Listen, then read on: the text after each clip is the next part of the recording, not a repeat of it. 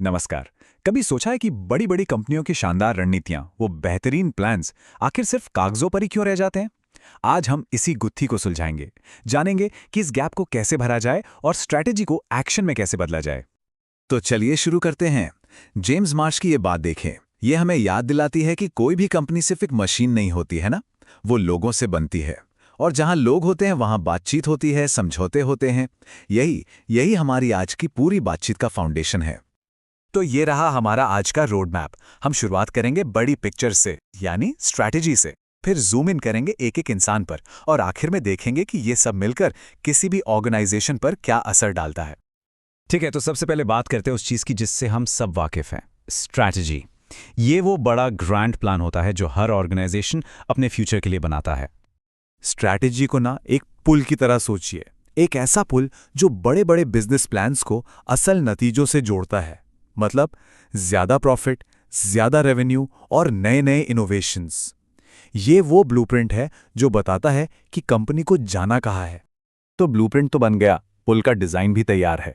लेकिन अब सवाल यह है कि इतने ध्यान से बनाए गए ये पुल अक्सर बीच में ही क्यों टूट जाते हैं? ये अपनी मंजिल तक क्यों नहीं पहुंच पाते?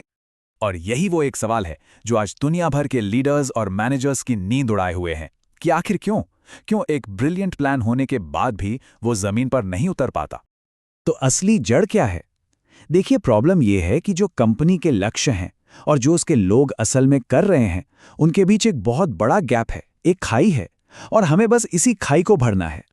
और इस गैप को समझने के लिए हमें ऑर्गेनाइजेशन के ब्लूप्रिंट से जरा हटकर जूम इन करना होगा। कहां?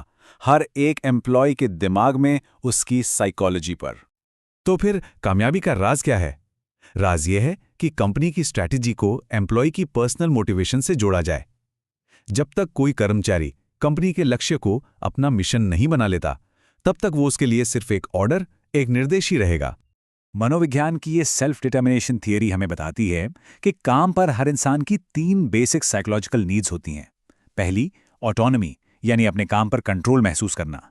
दूसरी, कॉम्पिटेंस, यानी ये महसूस करना कि मैं ये काम कर सकता हूं, मैं काबिल हूं। और तीसरी, रिलेटेडनेस, यानी अपने सहकर्मियों से जुड़ाव महसूस करना। जब ये 3 ज़रूरतें पूरी होती हैं ना, तो अंदर से मोटिवेशन आता है। और यही वो ह्यूमन इंजन है जो स्ट्रैटेजी को असल में दौड़ाता है। तो सोचिए, जब लोगों की ये ज़रूरतें पूरी होने लगती हैं तो क्या होता है? वो सिर्फ हुक्म मानने वाले कर्मचारी नहीं रह जाते, बल्कि वो काम के प्रति कमिटेड हो जाते हैं। चलिए देखते हैं कि ये कंप्लायंस से कमिटमेंट का सफर कैसे तय होता है। इस प्रोसेस को कहते हैं गोल इंटरनलाइजेशन। मतलब जब कोई एम्प्लॉय ऑर्गेनाइजेशन के गोल्स को अपने गोल्स बना लेता है। यही वो मैकेनिज्म है जो स्ट्रैटेजी और एक्शन के बीच के गैप को भरता है। तब वो सिर्फ काम नहीं करता, बल्कि उस काम को जीता है। इस टेबल को देखिए, ये फर्क बिल्कुल साफ है। एक तरफ है इकोनॉमिक एक्सचेंज, तुम मुझे काम दो, मैं तुम्हें पैसे दूंगा। यहां ट्रस्ट कम होता है और नजरिया शॉर्ट टर्म का होता है। ये सिर्फ कंप्लायंस, यानी बस काम चलाओ पालन को बढ़ावा देता है। दूसरी तरफ है सोशल एक्सचेंज, जो ट्रस्ट और लंबे समय के रिश्तों पर टिका है। और यहीं से पैदा होती है असली कमिटमेंट। और हां, ये सिर्फ कहने की बातें नहीं हैं, इसके पीछे साइंस है। ये जो आप देख रहे हैं D=0.65, ये एक मेटा एनालिसिस का नतीजा है। आसान भाषा में इसका मतलब है कि जब लोग अपने गोल्स के लिए एक क्लियर प्लान बनाते हैं ना, तो उनके सफल होने की संभावना काफी ज्यादा, मतलब बहुत ज्यादा बढ़ जाती है। ये एक बड़ा पॉजिटिव इफेक्ट है। ठीक है, तो हमने एक इंडिविजुअल को समझ लिया। अब वापस जूम आउट करते हैं और देखते हैं कि ये पर्सनल कमिटमेंट जब पूरे ऑर्गेनाइजेशन में फैलती है तो कैसे एक डायनामिक और सक्सेसफुल कंपनी बनती है। जब आपके लोग कमिटेड होते हैं तो आपका ऑर्गेनाइजेशन मार्केट के उतार चढ़ाव के लिए तैयार हो जाता है। वो ज्यादा फ्लेक्सिबल, ज्यादा एजाइल बन जाता है। इसी को कहते हैं डायनामिक कैपेबिलिटीज, मतलब बदलते माहौल में ढलने और कामयाब होने की ताकत। तो ये पूरा साइकिल काम कैसे करता है? इसे एक रिपल इफेक्ट की तरह देखिए। सबसे पहले एम्प्लॉय की साइकोलॉजिकल नीड्स पूरी होती हैं। इससे वो ऑर्गेनाइजेशन के गोल्स को अपना बना लेता है।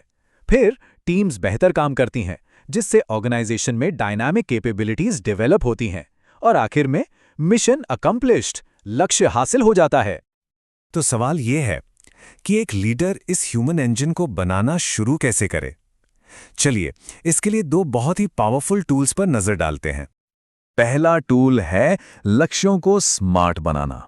ये एक बहुत ही पॉपुलर फ्रेमवर्क है।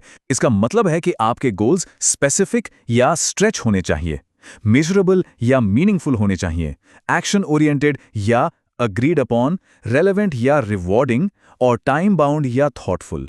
इससे यह पक्का हो जाता है कि हर किसी का काम कंपनी के बड़े मिशन से जुड़ा हुआ है।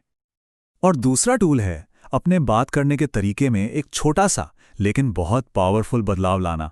ट्रेडिशनल फीडबैक से हटकर फॉरवर्ड लुकिंग इनपुट की तरफ बढ़ना। मतलब क्या गलत हुआ इस पर अटके रहने के बजाय आगे क्या बेहतर हो सकता है, इस पर फोकस करना। देखिए, हम अतीत तो नहीं बदल सकते, लेकिन भविष्य जरूर बदल सकते हैं। ये सोच क्रिएटिव थिंकिंग को बढ़ावा देती है। तो आखिर में बस एक सवाल, जरा सोचिए, आपके ऑर्गेनाइजेशन की स्ट्रैटेजी क्या सिर्फ एक डॉक्यूमेंट है जो किसी फाइल में बंद है, या फिर वो एक जीता जागता शेयर्ड मिशन है जो हर एम्प्लॉय के दिल में धड़कता है?